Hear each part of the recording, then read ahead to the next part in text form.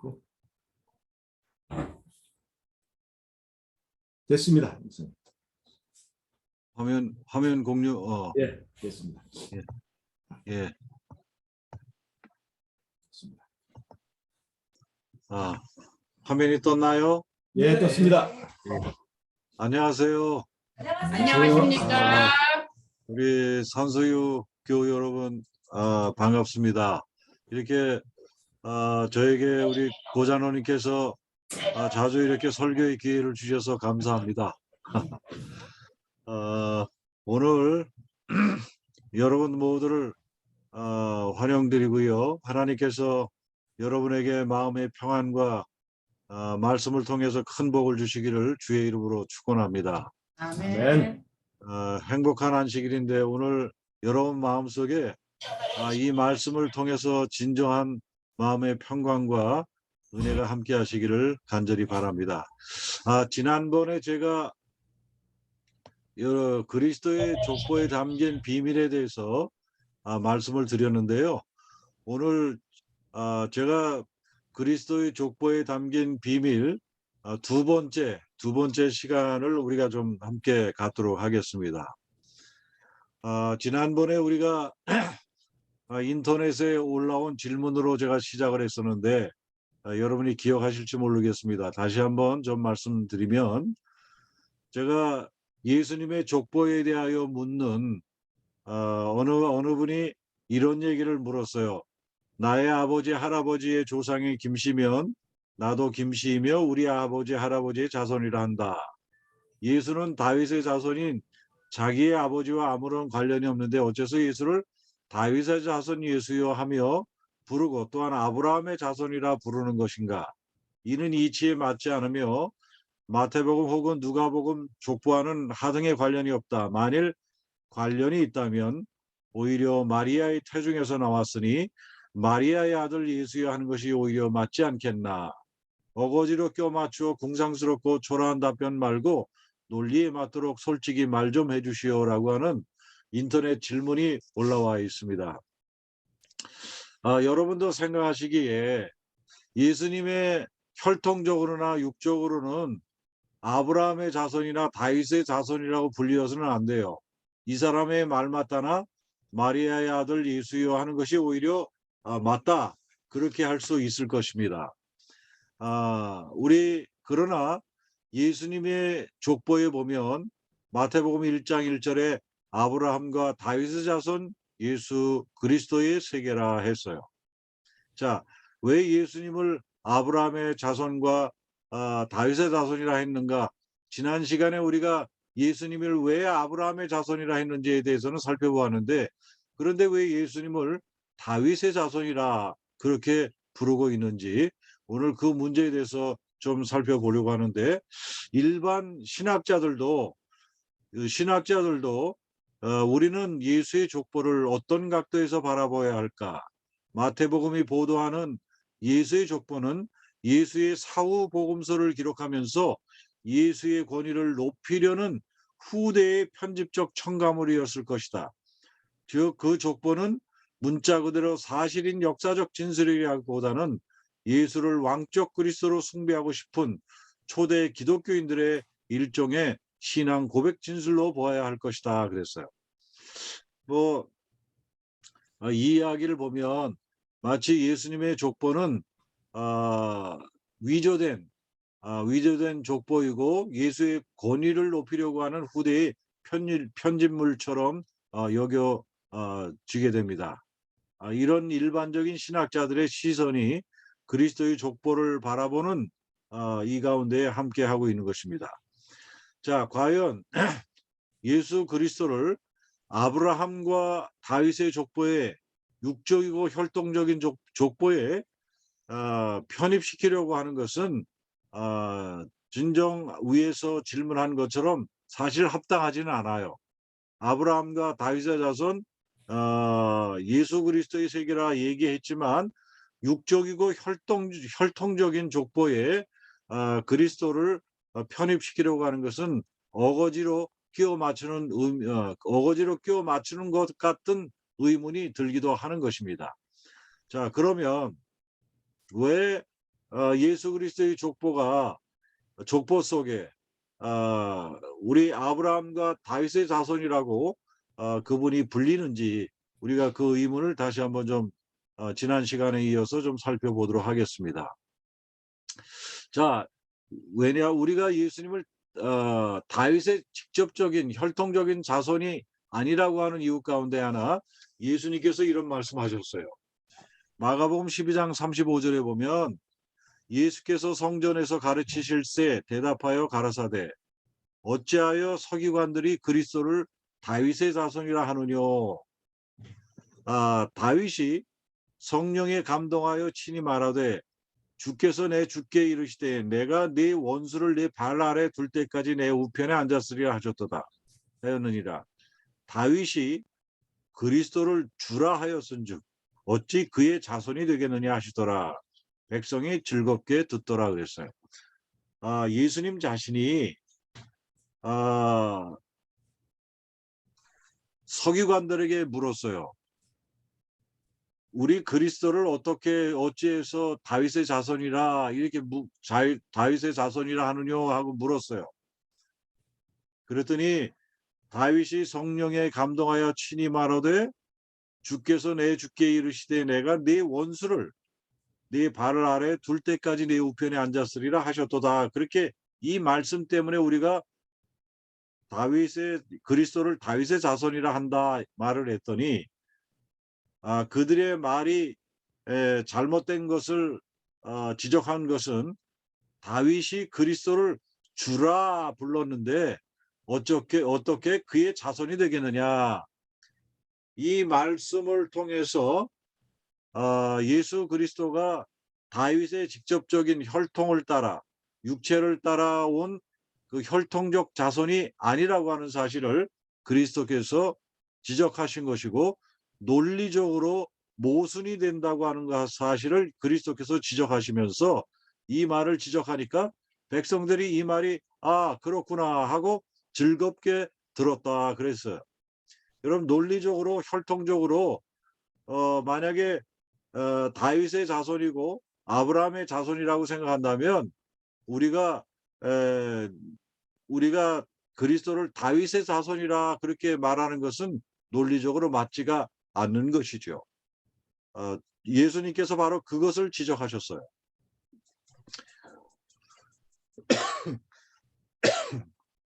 죄송합니다. 자, 그럼에도 불구하고 예수님을 다윗의 자손이라 그렇게 부르는 이유가 뭘까요? 예수님을 다윗의 자손이라 부르는 이유는 우리가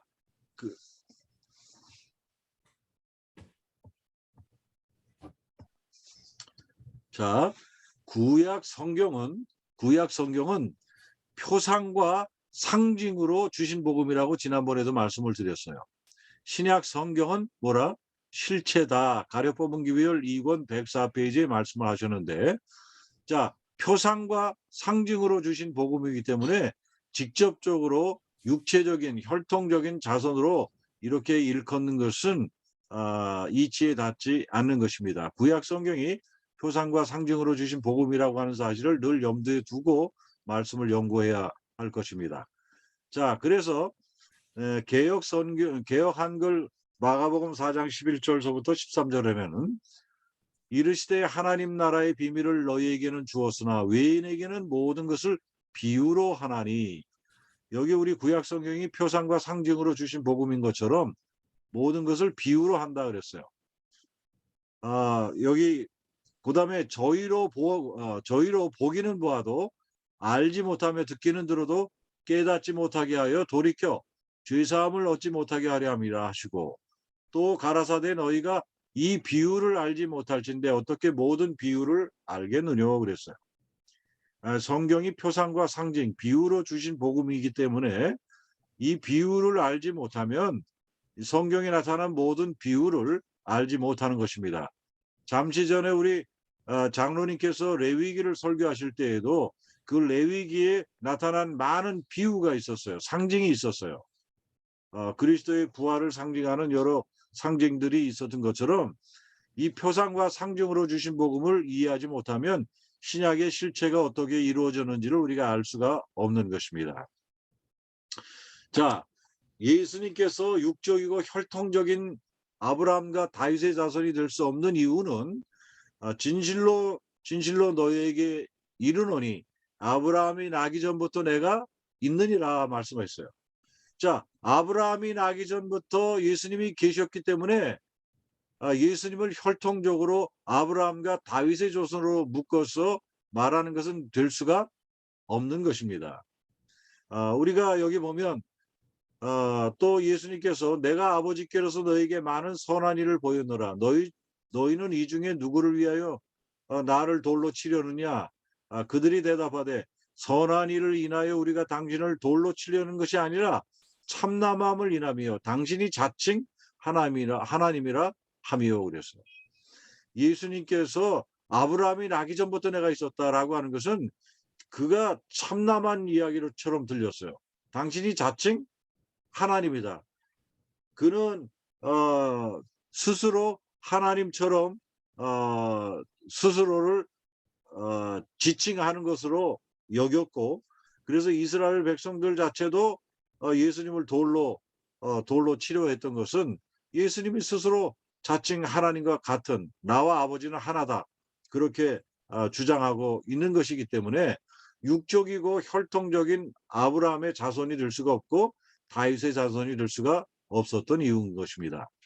자, 그러나 그리스도에 대한 예언을 보면 우리 그분의 상징적 그리고 표상적 어떤 의미에서 다윗의 자손이라 일컬어졌는지를 우리가 좀 생각하게 되는데요. 이사야 7장 13절 14절에 보면 그러므로 여호와께서 친히 징조를 내게 주시리니 처녀가 잉태하여 아들을 낳을 것이요 그 이름을 임마누엘이라 하리라. 자, 여기 보면 예수님께서 출생 자체가 하나님 그리스도께서 탄생 자체가 처녀가 잉태하여 아들을 낳을 것이다 그랬어요.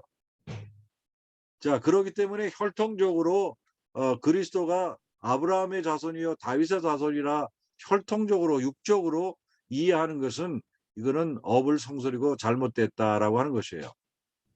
그래서 제가 신학교에서도 우리 신학교 교수님들이 어떻게든지 그 아브라함의 자손, 요셉이 뭐 아브라함의 자손이다, 또 다윗의 자손으로 이렇게 엮어서 요셉의 혈통과 마리아의 혈통을 통해서 그렇게 태어난 것처럼 가르치는 우리 교수님도 계셨습니다. 그러나 훗날 제가 연구해 보니까 육적으로는 그분이 다윗의 자손이 될 수 없고 아브라함 육적으로 혈통적으로는 다윗의 자손이 될 수 없다는 사실을 제가 이제 이 말씀을 통해서 더 깨닫게 되는데요. 우리 이사야 9장 6절 7절에 보면 여기 빨간 글씨만 우리가 빨간 글씨만 보지 말고 이사야 9장 6절 전체부터 한번 좀 읽어보시면 이는 한 아기가 우리에게 낳고 한 아들을 우리에게 주신 바 되었는데 그 어깨에는 정사를 메었고 그 이름은 기묘자라 모사라 전능하신 하나님이라 그랬어요. 하나님이 임마누엘 뜻도 하나님이 우리와 함께 계시다라고 할 것인데 바로 처녀가 잉태하여 아들을 낳은 그가 바로 전능하신 하나님이라 영존하시는 아버지라 내가 아브라함이 태어나기 전부터 내가 먼저 있었다라고 하신 그분이었다는 사실을 알 수가 있는데 평강의 왕이라 할 것임이라. 그 정사와 평강의 더함이 무궁하며 또 다윗의 위에 앉아서 그 나라를 굳게 세우고 자금 이후 영원토록 공평과 정의로 그것을 보존하실 것이라. 만군의 여호와의 심히 이루시리라 말씀하셨어요. 우리 바로 이 세상에 오실 그분이 다윗의 위, 다윗의 건자와 같은 그런 자리에 앉아서 그 나라를 굳게 세우고 그랬어요. 그 하나님의 나라를 굳게 세우는데 자, 이분이 어떤 분인가를 우리가 보면 예레미야 33장 15절 구약의 모든 것들이 다 그리스도에 대한 예언인데 그날과 그때에 내가 다윗의 가계에서 의로운 가지를 돋우고 그가 이 땅에서 공의와 의를 행하리라 그랬어요. 다윗의 혈통 그 가계에서 의로운 가지를 돋우고 그가 이 땅에서 공의와 의를 행하리라 했는데 우리 제가 이 요한복음 5장 39절을 지난 시간에 말씀을 드렸는데 여러분이 성경을 연구하실 때에 반드시 기억해야 할 것은 이 성경은 전체적으로 우리에게 성경에서 영생을 얻는 줄 생각하고 그랬어요. 성경의 포커스는 전부 영생과 관련이 되어 있다는 것입니다. 그리고 이 성경이 곧 내게 대하여 증거하는 것이라다 했는데 바로 그리스도에 대하여 증거하는 것입니다.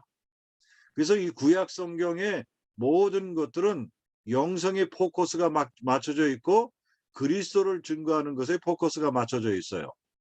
자, 그러면 어떻게 영생과 그리스도의 포커스에 맞춰져 있는지 다윗의 족보를 통해서도 우리가 살펴보고자 하는 것입니다.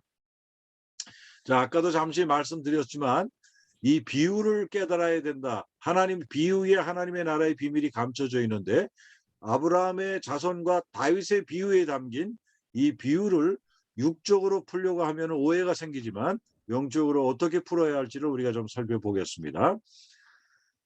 자, 그리스도의 족보의 이야기를 바르게 이해하고 믿는 것은 우리 신앙에 매우 중요한 기초의 토대를 놓는 행위인데 만약 이 족보에 대한 믿음이 불확실하다면 우리의 신앙의 기초가 다 헛것이 되고 말 것입니다. 그러므로 그리스도의 족보에 숨겨진 비밀을 여러분과 함께 다시 한번 살펴보도록 하겠습니다. 자, 구약 성경은 표상과 상징으로 주신 복음이다. 신약 성경은 실체이다. 이 말씀을 꼭 잊지 마시고요. 자, 여기 보면 구약을 읽을 때에 그 수건이 오히려 벗어지지 아니하고 있으니 그 수건은 그리스도 안에서 없어질 것이라 그랬습니다. 또 오늘까지 모세의 글을 읽을 때 수건이 오히려 그 마음을 덮었다. 그러나 언제든지 주께로 돌아가면 그 수건이 벗어지리라 그랬어요. 여러분이 마음의 안대를 벗어버리고 이 다윗의 이야기 속에서 우리는 그리스도께로 돌아가면 그 수건이 벗어지게 될 것이고 그리스도 안에서 이런 의문들이 없어지게 될 것입니다.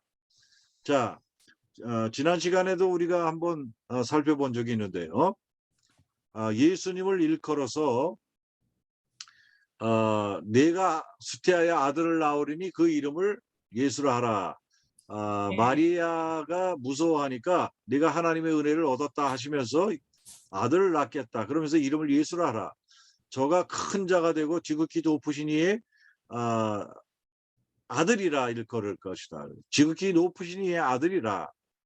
그러니까 깜짝 놀란 게 이 마리아가 나는 사내를 알지 못하니 어찌 이런 일이 있겠습니까? 했더니 나실 바 거룩한 자는 하나님의 아들이라 일컬이라 그랬어요. 지극히 높으신 이의 능력이 너를 덮으시리니 이러므로 나실 바 거룩한 자는 하나님의 아들이라 그랬어요. 보라 내 친족 엘리사벳도 늙어서 아들을 배웠느니라. 본래 수태하지 못한다 하더니가 이미 6달이 되었나니 대저 아브라함의 모든 말씀은 능치 못하심이 없느니라 말씀하셨어요. 자, 그래서 예수님 자신 그 예수라 일컫게 되는 그분은 지극히 높으신 이의 아들, 하나님의 아들이라고 하는 것입니다. 그러므로 인간 족보에 그분의 가계의 이름이 올려져 있지만 혈통적으로 육적으로는 그분의 족보를 따를 수가 없어요. 혈통적으로 육정으로는.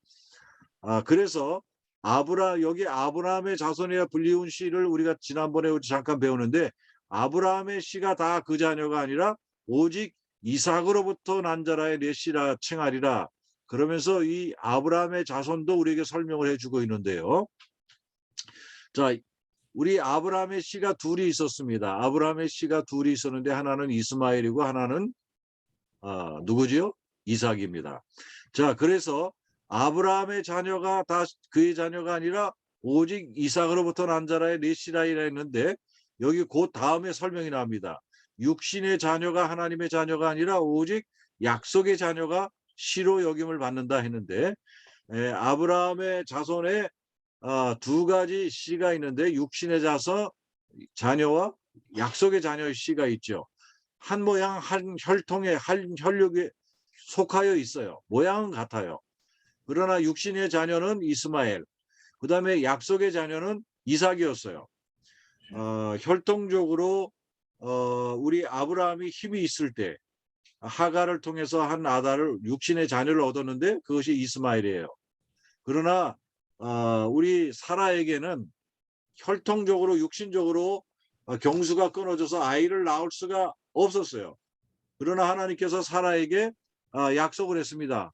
비록 네가 경수가 끊어졌을지라도 너에게 아들이 있을 것이라고 약속하셨는데 그 약속대로 이삭이 태어난 것이죠. 이것은 약속의 자녀예요. 육신의 자녀가 아니었습니다. 혈통적으로는 육신적으로는 사라가 벌써 90세가 넘었기 때문에 아이를 배울 수 있는 아이를 낳을 수 있는 형편이 못 되었는데 하나님의 약속을 통해서 태어난 것이죠. 자, 그래서 영접하는 자, 곧 그 이름을 믿는 자들에게는 하나님의 자녀가 되는 권세를 주셨으니 이는 혈통으로나 육정으로나 사람의 뜻으로 나지 아니하고 오직 하나님께로서 난 자들이라 했는데 저와 여러분은 하나님의 자녀가 되었긴 되었지만 혈통으로나 육정으로 사람의 뜻으로 태어나지 않았어요. 우리는 다 예수님을 어떻게 했어요? 영접하는 자, 곧 그 이름을 믿는 자들에게 하나님의 자녀가 되는 권세를 주셨다. 그래서 여러분들이 예수님을 영접하게 될 경우에 우리가 다 하나님께로서 난 자들이에요. 이는 혈통으로나 육정으로 사람의 뜻으로 난 자들이 아니에요. 자, 여러분들은 다 예수님을 영접하셨기 때문에 오직 여러분들은 뭐예요?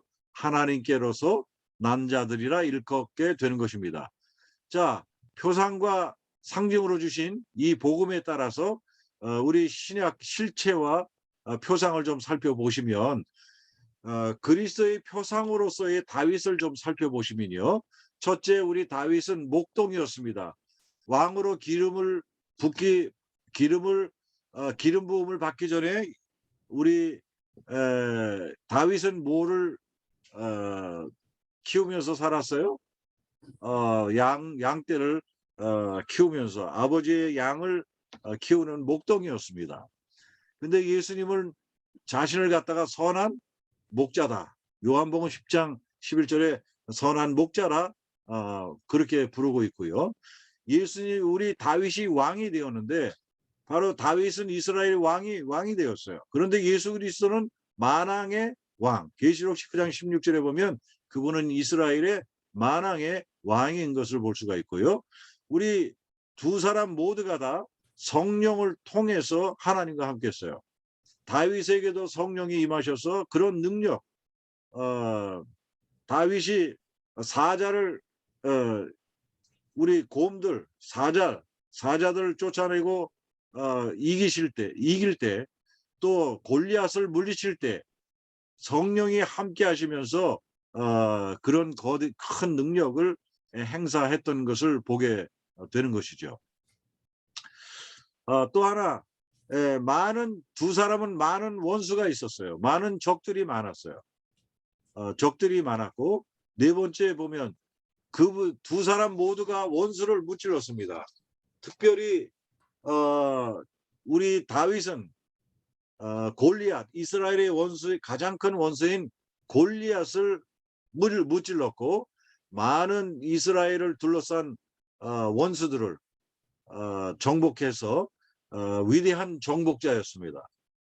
마찬가지로 그리스도께서는 사망의 세력을 가진 마귀를 없애려 이 땅에 오셔서 사망의 권세를 깨뜨리고 사단을 물리치게 하신 바로 그리스도를 다윗이 바로 이 골리앗을 무찌른 것은 바로 이 사단을 무찌르고 사망의 권세를 가진 사단을 무찌르고 세상 승리를 이 죄의 승리를 가져오게 될 그리스도의 권세를 표상하고 있는 것입니다. 또 우리 다윗은 배신을 당했어요. 절친한 친구에게 배신을 당했고 다윗을 어떤 식으로 죽이라고 그 권고까지 받았어요. 또 예수님께서는 유다의 배신을 받았는데 두 사람 모두가 또 하나님의 사랑을 받았어요. 두 사람 모두가 하나님의 사랑을 받았는데 다윗의 이름이 히브리어로 사랑한다는 뜻이에요. 또 하나님께서 그리스도께서 침례를 받으시는 동안에 예수 그리스도의 내 사랑하는 아들이요 했어요. 내 사랑하는 아들이라고 선포를 하신 모습을 보게 됩니다. 또 우리 다윗은 사울은 다윗을 죽이기 위해서 추격을 했고 이 지도자들에게 쫓김을 당했던 것처럼 바리새인들과 지도자들이 이스라엘의 지도자들이 예수를 죽이려고 모의하고 예수님을 늘 감시하고 추격했습니다. 또 우리 다윗은 성전에 구별된 그 거룩한 떡을 먹은 것처럼 바로 그 실체로로 그리스도께서는 제자들과 최후 만찬에서 바로 성별된 유월절 떡을 함께 제자들과 함께 드신 것을 보게 됩니다. 또 우리 유다의 왕 다윗은 이스라엘 왕이 되기 전에 유다의 족속의 왕으로 기름을 받았는데 예수 그리스도는 유다의 지파의 뿌리 다윗의 사자의 뿌리라고 계시록 5장 5절에 언급이 되고 있어요. 그래서 예수 그리스도가 유다의 지파의 뿌리고요. 사자 다윗의 뿌리라고 여기에 그래서 다윗의 족보 속에 어떻게 연결이 되는지를 언급하고 있습니다. 또 하나 배신 후에 친구가 목을 매는데 아히도벨은 다윗의 조언자이자 절친한 친구였어요. 그러나 그는 다윗의 적에게 다윗을 어떻게 죽여야 할지를 충고함으로써 다윗을 배신했어요. 그러나 결국 자신의 조언이 이루어지지 않게 됨을 알고서 그가 목매어 죽었어요. 그런데 유다는 예수 그리스도를 어떻게 죽여야 할지를 어떻게 잡아야 할지를 고언하고 예수 그리스도를 배반하고 나중에 목매어 죽었어요. 또 하나님은 다윗의 후손이 왕위와 영원한 나라를 세울 것이라고 약속을 하셨는데 예수 그리스도는 영적으로 이와 같은 다윗의 후손이시며 그분의 왕위와 나라가 영원할 것을 요한계시록 22장 3절 16절 쭉 보면 바로 다윗의 후손이시고 그분의 왕위와 나라가 영원할 것을 표상하고 있습니다. 또 다윗은 수금을 연주해서 사울 왕의 귀신을 쫓아냈어요. 귀신을. 사울 왕을 쫓아낸 게 아니고 사울 왕의 그 귀신을 사울 왕에게 들린 귀신을 내쫓았어요.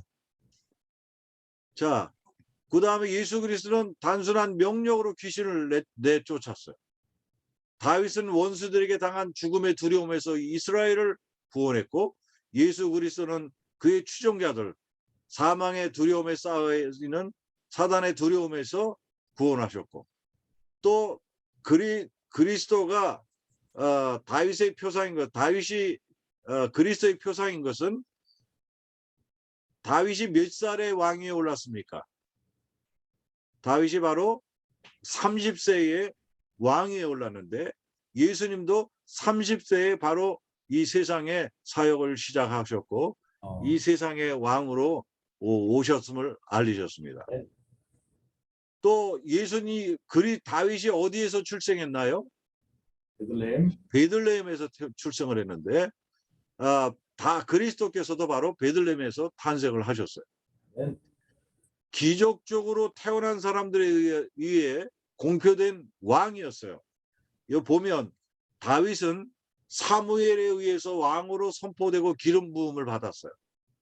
그런데 사무엘은 본래 어떻게 태어났어요? 임신을 하지 못했던 여자 누구예요? 한나에게서 기적적으로 잉태되어서 태어난 거예요. 네? 사무엘은. 그런데 다윗이 우리 예수님께서는 누구에 의해서 왕으로 선포되고 기름 부음을 받았나요? 침례를 받을 때 침례 요한은 예수 그리스도를 세상의 왕으로 세상에 그를 왕으로 알리고 기름 부음 곧 침례를 예수님께 베풀었습니다. 근데 침례 요한이 어떻게 태어났죠? 침례 요한은 아이를 낳지 못하는 제사장 사가랴와 누구요? 그의 부인 엘리사벳에서 기적적으로 잉태되었어요. 그렇죠? 예. 이게 여러분 의도적으로 아주 이렇게 그냥 만들어서 쓰기도 어려울 정도로 표상 이 다윗이 누구를 표상하는 것을 보여주는 그리스도를 표상하는 것을 보여주기 위해서 사무엘까지도 어떻게 해요? 임신을 하지 못하는 여자에게서 난 한나에게서 기적적으로 태어난 사무엘을 통해서 왕으로 선포되고 기름 부음을 받게 하셨어요. 아멘. 그 다음에 침례 요한은 예수 그리스도를 세상에 왕으로 알리고 기름 부음 침례를 베풀었는데 침례 요한이 바로 뭐예요? 아이를 낳지 못하는 제사장 사가랴와 그의 부인 엘리사벳에서 기적적으로 잉태된 바로 침례 요한을 통해서 그가 왕으로 기름 부음을 받는 모습을 침례를 그 기름 부음 그 침례를 배품을 보게 된 것입니다. 네. 자, 이거 보면 사울의 친족들이 시므이가 다윗을 저주했어요. 사무엘의 친족들 가운데 사울의 친족들 가운데서 시므이가 나타나 가지고 저를 저주하고 했지만 그를 죽이지 아니하였어요. 사울 왕을 또한 죽일 수 있었지만 사울 왕을 뭐 했어요? 죽이지 않았어요. 오직 다만 그 옷깃만 잘라냈죠. 또 말고의 귀를 자른 베드로에게 네 칼을 도로 칼집에 꽂아 넣으라. 칼을 가진 자는 칼로 망하느니라. 그래서 다윗이나 그리스도께서는 무고한 생명을 칼로 죽이지 않아 있다는 거예요. 또 기적적으로 태어난 사람들의 발표 둘 다 자신을 괴롭히는 사람을 용서하였고요. 자, 누가 이 다윗의 자손인가를 우리가 생각해 보면 여기 보면 다윗이 그리스도를 주라 하였은즉 어찌 그의 자손이 되겠냐 하시더라. 그러니까 다윗도 예수님 새로 이 땅에 오실 그분을 주라 그렇게 주라고 고백하고 있어요. 그렇기 때문에 사람들이 어찌하여 그리스도를 다윗의 자손이라 하느냐. 구약의 많은 예언이 메시아가 다윗의 자손이라고 올 것을 예언하고 있어요. 이렇게 뭐 제가 다 적지 못하고 몇 가지만 적었지만 그 대표적인 예언이 이것인데 여호와의 말씀이니라. 보라 때가 이르리니 내가 다윗에게 한 의로운 가지를 일으킬 것이라. 그가 왕이 되어 지혜롭게 다스리며 세상에서 정의와 공의를 행할 것이며. 자, 다윗에게 한 의로운 가지를 일으킬 것이라 했을 때 그가 왕이 되어. 자, 그가 누굴까요? 여기서 바로 그리스도께서 왕이 되어 세상에서 정의와 공의를 행할 것이다 라고 하는 이 예언들이 바로 그리스도를 향한 예언인 것을 우리가 다 이해할 수가 있는 것입니다. 네. 그런데 한 가지 여기서부터 이제 중요한 아주 결론을 내릴 아주 중요한 말씀이 있는데요. 누가복음 20장 42절에 시편에 다윗이 친히 말하였으되 주께서 내 주께 이르시되 내가 네 원수를 네 발등상으로 삼을 때까지 내 우편에 앉았으라 하셨도다 했느니라 그랬어요. 자, 지금 이 다윗이 지금 친히 말하기를 주께서 내 주께 이르시되 내가 그랬어요. 이 내가는 다윗이에요. 그런데 다윗의 네 원수를 그랬어요. 다윗의 네 원수를 네 발등상으로 삼을 때까지 그랬어요. 발등상이라고 하는 것은 발 아래라고 하는 또 다른 표현인데 이거는 발등상은 여러분 여러분이 우리 원수를 우리가 밟을 때 이렇게 밟아요. 원수를 이렇게 밟아서 이게 엎드려서 밟아서 이렇게 목을 누르거나 이렇게 하지 않습니까? 이 발 아래 삼을 때까지 했는데 원수 여기서 말하는 이 원수가 누굴까? 그리고 이 원수를 발등상 아래 삼을 그때까지 다윗에게 내 우편에 앉아 있으라 그랬어요. 근데 사실 다윗은 하늘에 올라갔습니까? 못 올라갔습니까? 여전히 하늘에 올라가지 못했다고 말하고 있는데 이 말씀의 의미를 좀 생각해보면 다윗의 진정한 원수는 무엇을 뜻하는 것일까? 우리가 한번 좀 살펴보시면 자, 여러분과 나의 원수, 다윗의 원수는 여러분과 나의 원수이기도 해요. 그래서 성경에서 이 원수를 어떻게 얘기하고 있냐면 고린도전서 15장 26절에 보면 맨 나중에 멸망받을 원수는 뭐라 그랬어요? 사망이니라 그랬어요. 자, 그런데 여기 그 다음 말씀을 좀 보시면 이 성경에 제가 이 말씀을 가르치려고 하는 모든 가르침의 중요 포인트가 영생이고요. 그 결과 영생을 이루시는 바니 그리스도이기 때문에 이 두 가지를 의미해서 우리가 성경을 좀 풀어보시자고요. 자, 그러면 우리 원수의 문 이런 이야기가 많이 나오는데 우리 이 아브라함이 이삭을 하나님께서 제물로 바치라고 희생으로 바치라고 했을 때 아브라함이 정말 모리아 산으로 이삭을 데리고 올라가서 정말 칼을 들어서 독자를 죽이려고 했습니다. 그랬을 때 하나님께서 그를 만류하시면서 수풀에 걸린 수양을 하나님께서 제물로 대신 드리게 하시고 이 약속을 하십니다. 여기 보면 이르시되 여호와께서 이르시기를 내가 나를 가리켜 맹세하노니 내가 이같이 행하여 네 아들 네 독자도 아끼지 아니할진즉 내가 네게 큰 복을 주고 네 씨로 크게 성하여 하늘의 별과 같고 바닷가의 모래와 같게 하리니 네 씨가 그 대적의 문을 얻으리라 그랬어요. 여기 보면 아브라함의 씨, 네 씨가 그 대적의 문을 얻으리라 그랬는데 영어 성경에 보면 the gate of their enemies라고 그랬어요.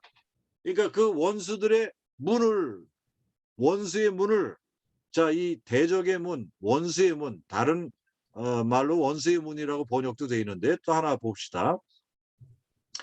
자, 아브라함의 씨가 그 대적의 원수의 문을 얻을 것이라고 했는데요.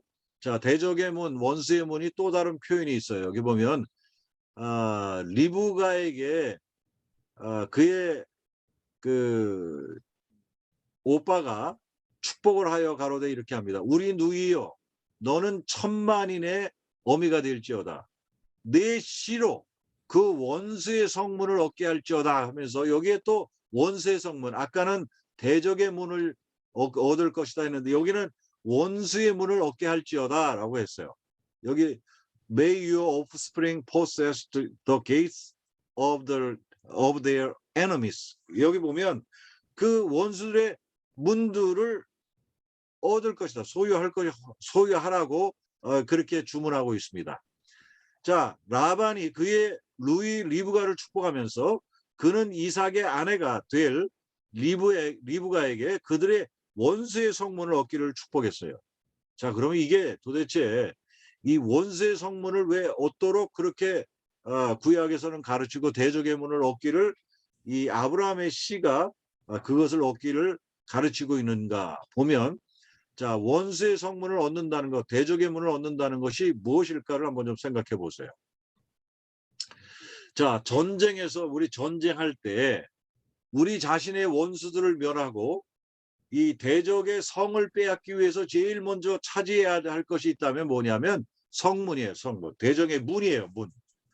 여러분 성문이 딱 닫혀 있는 한 그 성문을 빼앗을 수가 없잖아요. 네? 그런데 여러분 이 땅의 지구 도성, 우리가 살고 있는 이 지구 도성에서 우리 그리스도와 사단 사이에 전쟁이 있어요. 그런데 이 전쟁에서 이 원수의 성문을 빼앗아야 되는데 적과 싸울 때 그 성문을 차지하는 건 굉장히 중요해요. 성을 차지하는 가장 승리의 전략은 적의 성문을 열고 먼저 빼앗는 것이에요. 전쟁할 때 누군가가 적의 성문을 활짝 열어버리면 그 성을 차지하기가 쉬운 것입니다. 그렇습니까? 안 그렇습니까? 예, 성문을 열어야 돼. 그래서 성문을 막 두드려 부시고 하는 이유가 그런 이유인 것입니다. 성문이 닫혀 있으면 승리할 수가 없어요.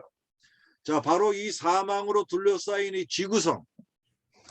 이 지구성에 예수께서 오셔서 사망으로 둘러싸이는 이 성문을 깨고 대적 마귀 원수의 성문을 열고 구원의 문을 여시는 것을 표상하는데요.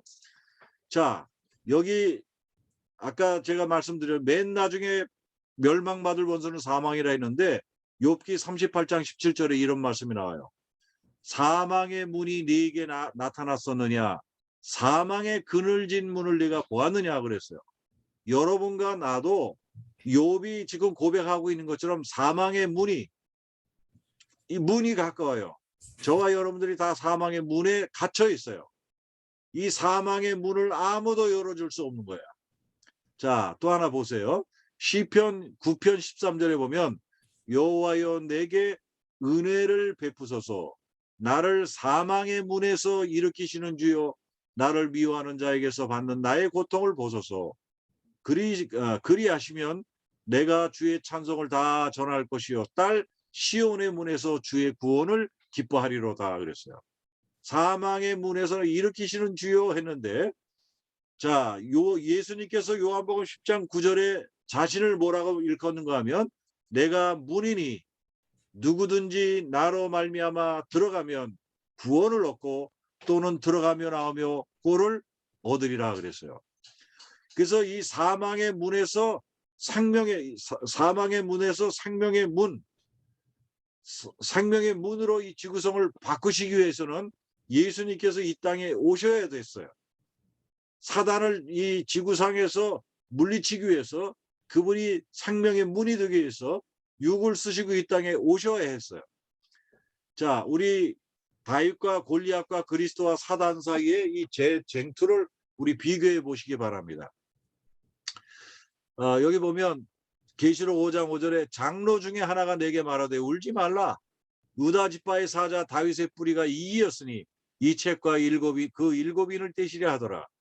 계시록 22장 16절 나 예수는 교회들을 위하여 내 사자를 보내어 이것들을 너희에게 증거하게 하였노라.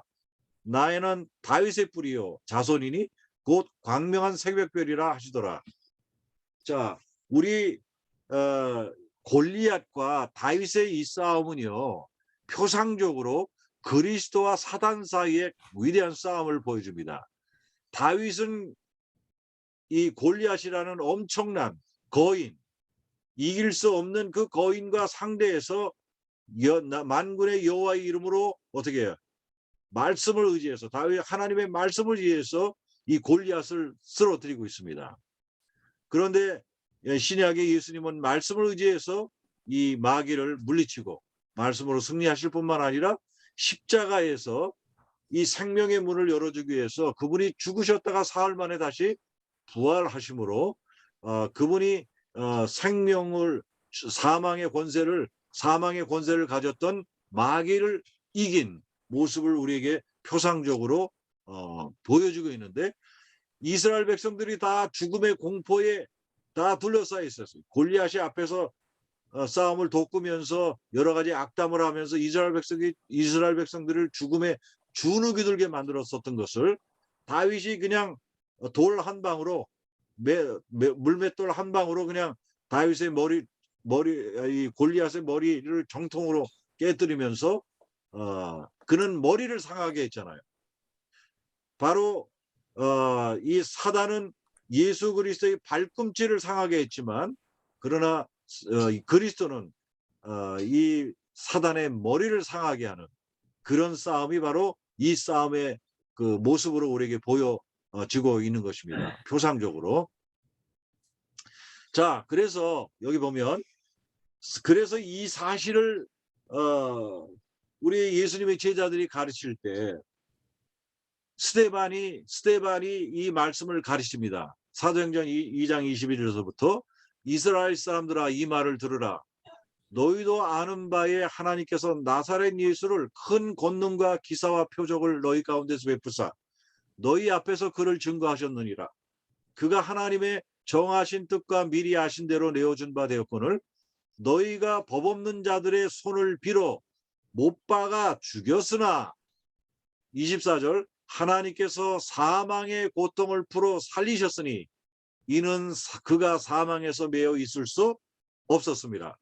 다윗이 저를 가리켜 가로되 내가 항상 내 앞에 계신 줄을 배웠으며 나로 요동치 않게 하기 위하여 그가 내 우편에 계시도다. 다윗이 지금 그렇게 고백하고 있어요.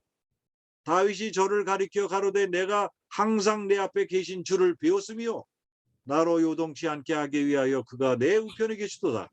이러므로 내 마음이 기뻐하였고 내 입술도 즐거워하였으며 육체는 희망에 거하리니 이는 내 영혼을 음부에 버리지 아니하시며 주의 거룩한 자로 썩지 아니함을 당케 하실 것임이라. 주께서 생명의 길로 내게 보이셨으니 주의 앞에서 나로 기쁨이 충만하게 하시리라 하였으니 형제들아 내가 조상 다윗에 대하여 담대히 말할 수 있노니 다윗이 죽어 장사되어 그 묘가 오늘까지 우리 중에 있도다. 그는 선지자라. 다윗은 선지자라.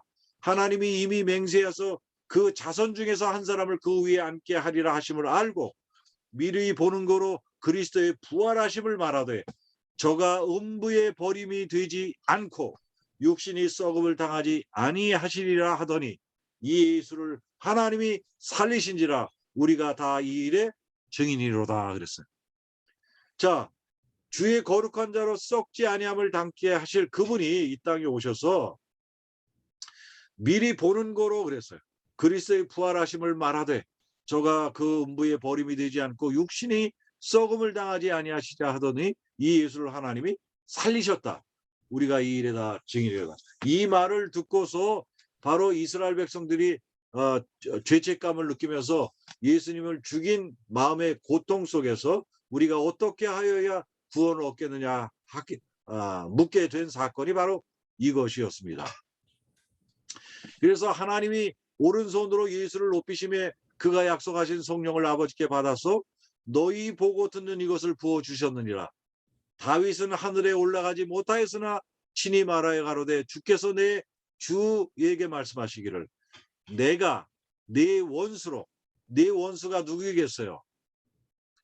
이 사망의 권세를 가지고 있는 누구요?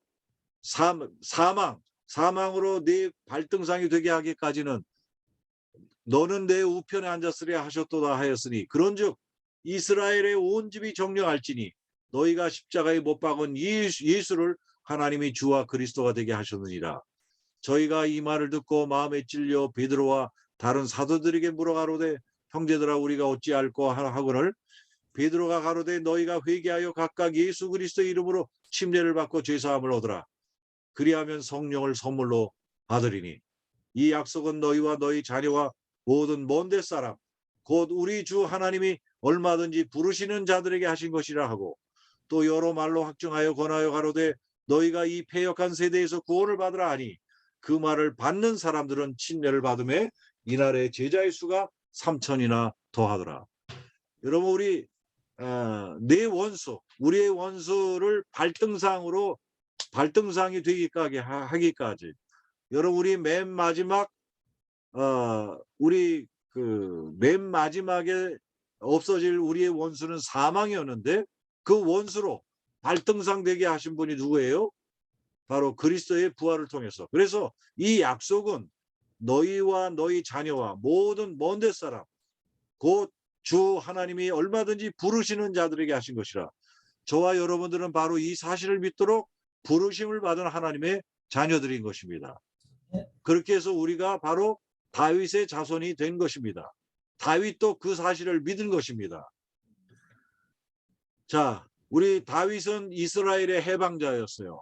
자녀들은 혈육에 함께 속하였으며 그도 또한 그리스도 또한 한 모양으로 혈육에 함께 속하심은 사망으로 말미암아 사망의 세력을 잡은 자 곧 마귀를 없이 하시며 또 그 죽기를 무서워함으로 일생에 매여 종로로 타는 모든 자들을 놓아주려 함이니 이는 실로 천사들을 붙들어 주려 함이 아니요 오직 아브라함의 자손을 붙들어 주려 하심이니라. 아멘. 자, 예. 그래서 유다의 지파 사자 다윗의 뿌리가 이기었다 그랬어요. 그렇죠? 바로 다윗의 지파의 사자 다윗의 뿌리가 누구였습니까? 그리스도 아닙니까? 그래서 나는 다윗의 뿌리요 자손이니 라고 했던 것은 육체적인 그런 자손이 아니라 다윗이 골리앗을 한 방에 쳐서 죽여버린 것처럼 바로 사망의 세력을 잡은 마귀를 뭐예요? 부활을 통해서 없이 하시려고 이 땅에 오신 그분을 표상하고 있다는 사실을 우리가 알 수가 있습니다. 자, 너희가 그리스도께 속한 자면 곧 뭐예요? 아브라함의 자손이요 그랬어요. 그리스도께 속한 자면 뭐예요? 아브라함의 자손이라고 그랬어요. 약속대로 유업을 이을 자니라 그랬어요. 여러분은 아브라함의 자손이고 그리스도께 속한 자면 여러분은 아브라함의 자손이 되고 다윗의 뭐가 됩니까? 자손이라고 부른 거예요. 그래서 우리가 그리스도께 속하여야만 아브라함의 자손이 되고 다윗의 자손이 영적으로 이렇게 자손이 되는 것이에요. 혈통적 자손이 아닌 것입니다. 약속으로 유업을 받은 약속의 자손이 되는 것입니다. 그래서 아브라함의 자손, 그리스도께 속한 자라고 그랬죠. 자, 그리스도께 속한 자, 자기 그리스도를 사랑하는 자들에게 약속하신 나라, 하나님의 나라를 유업으로 받게 아니하셨느냐. 그리스도께 저와 여러분들 하나님의 약속하신 나라를 유업으로 받게 하셨다고 그랬어요. 이 유업으로 받게 하신 것이 뭐예요? 그가 우리에게 약속하신 약속이 이것이니 곧 영원한 생명이라. 사랑하는 우리 성도 여러분, 우리 모두가 다 그리스도께 속한 자, 우리가 다 이 사람들이 바로 아브라함의 자손이요, 다윗의 자손이고 약속대로 유업을 이을 자신 거예요. 그래서 다윗이 골리앗을 물리친 것처럼 바로 사단을, 사망의 세력을 가진 사단을 물리쳐서 사망에서 생명으로, 그래서 이 지구 도성에 바로 하나님께서 성문을 여셨어요. 무슨 성문을 여셨어요? 이 지구는 사람이 죽지 않으면 빠져나가지 못해요. 여러분, 죽어야 이 성을 떠납니다. 그렇죠? 네. 우리가 죽지 않으면 아무도 성을 떠나지 못해. 그런데 하나님께서 그 문을 열어놓으시고 이제는 내가 문이니 나에게 뭐 하라요? 들어오라는 거예요. 구원의 문, 생명의 문이 되시는 그리스도께로 속하여서 그리스도께로 들어오시게 되기를 간절히 바랍니다. 네. 그러면 우리가 구원을 얻게 되고 생명의 꼴을 얻게 되는 것입니다. 네. 제가 하나 잠깐 짧은 이야기 하나 좀 드리고 마치도록 하겠습니다. 장로님, 시간이 지금 몇 시가 됐나요? 12시가 됩니다. 자, 한 5분만 제가 말씀드리고 마치겠습니다. 예, 예. 자, 제가 청암학교 살 때 청암학교에서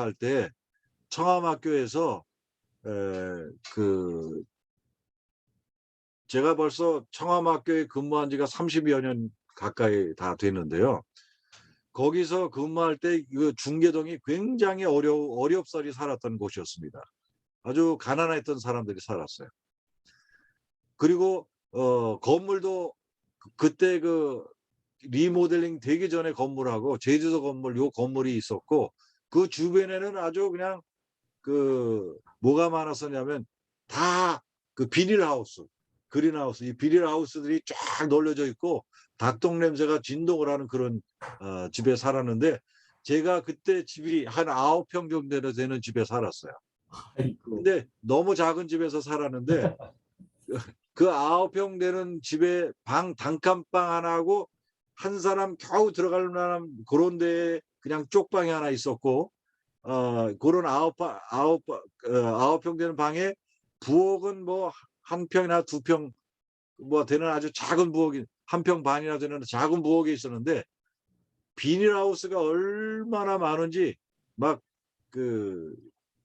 거기다 닭똥을 많이 쳐가지고 그 파리 재앙이 내린 게 저는 뭔지 알아요. 파리들이 우리 집에 이렇게 얼마나 많이 몰려드는지, 파리들이 엄청 많이 들어왔는데, 제가 그때는 이제 파리약을 못 뿌리고 이제 끈끈이를 붙여놨는데, 파리들이 너무 많이 붙어가지고 막 끈끈이가 막 떨어져서 그냥 막 떨어지는 그런 집에 제가 살았어요. 그 청암학교에서. 그런데 저보다도 더 불쌍한 가난하게 사는 사람이 들어왔는데, 거기에다가 비닐하우스를 이렇게 쳐가지고, 그것도 두 집이 망해가지고 앞 반을 막아가지고 한 집은 이 집 살고 한 집은 이 집 사는 두 집이 아주 정말 저기 사업에 망해가지고 어디 집 지을 데가 없어가지고 저 청암학교 저 뒷산 그 마을에다가 비닐하우스를 쳐놓은 거예요. 그래가지고 거기서 두 가족이 들어와서 우리 집에 와서 물도 기르다 먹고 또 우리 집에 와서 이제 우리가 이제 쌀도 주고 뭐 해서 이제 같이 뭐 수도도 없으니까 그냥 우리 집에 와서 물 기르다 먹고 그러면서 그분들이 살았어요. 그리고 이제 우리 교회도 나오시고 이제 쌀도 팔아주고 그렇게 했는데 아 정부에서 좀 살도록 내버려 두면 괜찮은데 아, 이틀 걸러 한 번씩 그 집을 막 부시는 거예요. 아이고. 예, 부시면 또 짓고 부시면 또 짓고 그렇게 하기를 몇 달을 하다가 결국은 아이고. 살지 못하고 그분들이 아이고. 아이고 목사님 우리가 여기서 더 이상 살 수가 없어서 다른 데로 갑니다 하면서 저 포천으로 가겠습니다 하면서 이사를 가시게 됐는데 그분들이 떠나시면서 뭘 남겨줬냐면 우리에게 비닐하우스를 하나 이렇게 아주 비닐하우스가 아니고 닭장을 하나 그 이렇게 조그만 거 하나 닭장을 하나 남겨주셨어요. 그런데 그 닭장에는 닭이 들은 게 아니라 비둘기 한 쌍이 들어 있었어요. 아, 비둘기 한 쌍이 들어 있었는데 그 비둘기 한 쌍이 있었는데 그 비둘기 한 쌍을 주시면서 목사님 그동안 신세를 많이 졌는데 우리가 목사님한테 인사는 못 드리고 요 닭장이나 하나 요 닭장 속에 들어있는 비둘기를 한 쌍 드리고 가겠습니다 하면서 두고 가신 거예요. 그래가지고 제가 그 비둘기가 너무 이제 우리 아이들이 좋아해서 아이들도 놀 곳이 없고 그런데 거기 그 비둘기를 좋아해서 그 비둘기를 이제 저희 마당에다 놓고 길렀습니다. 그러면서 이제 비둘기를 놓아서 기르는데 하루는 제가 학교에서 돌아와 가지고는 저 청와밖에서 교목으로 제가 근무를 했을 때니까 교목으로 근무하고 집으로 돌아와서 그 닭장문을 가만히 보이는데 그 닭장문에 비둘기 한 쌍이 있는데 비둘기가 갑자기 불쌍하게 보였어요. 야, 이 불쌍한 비둘기들아 어떻게 이 사람들한테 잡혀가지고 여기서 사냐. 내가 그러면서 내가 문을 열어줄 테니까 나가라 하면서 문을 싹 열어줬어요. 그 문을 열어줬어요. 그리고는 비둘기야 너 이제부터는 해방이다. 내가 너희를 이제 해방시키는 해방자다 하면서 문을 다 열어주고서 이제 멀리서 이제 기다리면서 비둘기가 나오도록 기다려고 있었는데 그 비둘기가 문 앞으로 쭉 한 비둘기가 나오더니 둘레 이제 여기저기를 쳐다봅니다.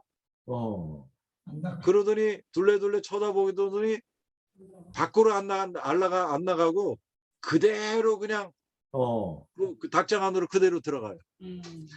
아 그런데 제가 실망을 했어요. 근데 또 한 마리가 닭장 앞으로 뚝 나오더니 둘레 바깥을 쳐다보니 문 밖으로 나와야 되는데 그 문을 바깥으로 나오질 않는 거야. 그리고 다시 들어가요. 제가 문을 열어놓고 몇 시간을 지나도 비둘기가 날아다니는 야성을 잃어버렸어. 자신의 근본 신분을 잃어버린 거예요. 야, 이거 큰일 났다. 이 비둘기가 날아다니는 걸 잊어버렸구나 해가지고 제가 억지로 강제로 그 비둘기를 바깥으로 꺼냈어요. 꺼내놓고는 야, 비둘기야 빨리 날라라 하면서 막 쫓았어요. 그랬더니 이 비둘기가 어떻게 도망가냐면 날르면 되는데 날라서 도망가지 않고 걸어 뛰어가요. 닭처럼 막 뛰어가 도망가는 거예요. 날르는 야성을 잊어버렸어요. 그의 본분, 그의 신분이 어떠했다는 것을 잊어버린 거예요. 그래서 닭처럼 돌아다녀가지고 내가 무서웠던 게 이게 비둘기인데 도망갈 때도 날아가고요. 날아다니는 것 완전히 자기 신분을 잊어버린 거예요. 그래서 결국은 제가 여러 번 위협하고 하다가 1m 날르고 2m 날르고 3m 날르고 훈련을 시켜가지고 겨우 버드나무 위에 날아가게 하는 것을 해서 해방을 시켜줬어요. 자, 그런데 제가 이것을 생각하기는